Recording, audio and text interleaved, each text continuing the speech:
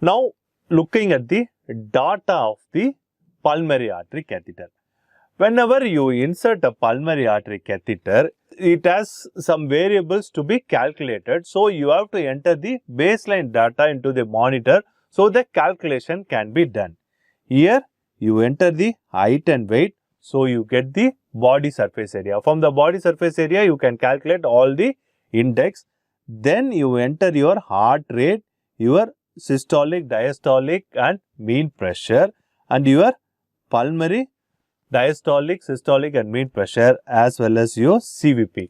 Once you enter all this variable, height, weight, pulmonary artery pressure, mean arterial pressure, CVP and HP, all the calculated data like SVR, PVR, stroke work index, everything will come into the monitor.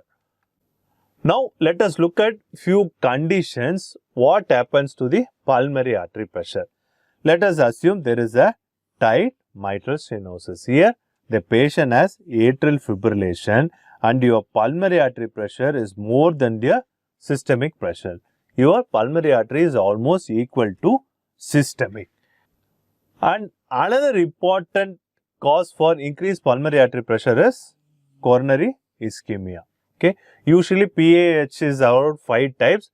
Type 2 is the most commonest type where your left ventricle LA pressure is reflected back on the pulmonary artery and causing increased pulmonary artery pressure.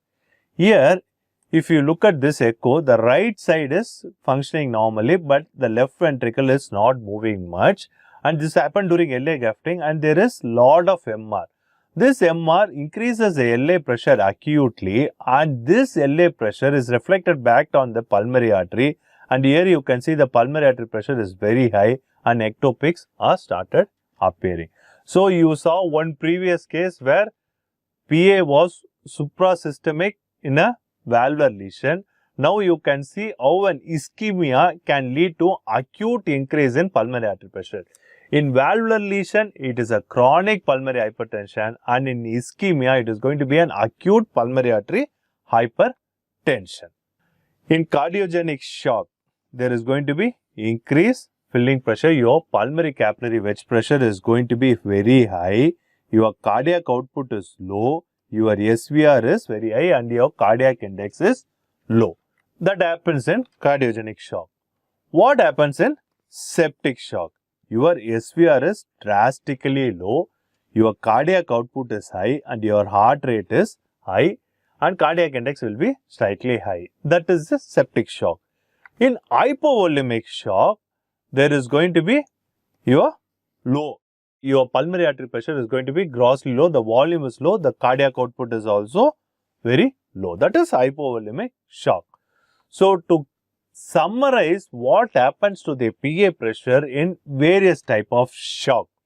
In cardiogenic shock, your pulmonary artery pressure is going to be high, your pulmonary artery occlusion pressure, your PCWP is going to be high, your cardiac output is low and your systemic vascular resistance is going to be high. In hypovolemic, your CVP and pulmonary artery pressure is going to be low, occlusion pressure is low, your cardiac output or cardiac index is low and SVR may be high as a compensatory mechanism for low blood pressure. In septic shock, the CVP or the pulmonary artery pressure will be normal or low. Your occlusion pressure again can be normal or low, but the cardiac output in the initial stage will be high and your SVR will be really low.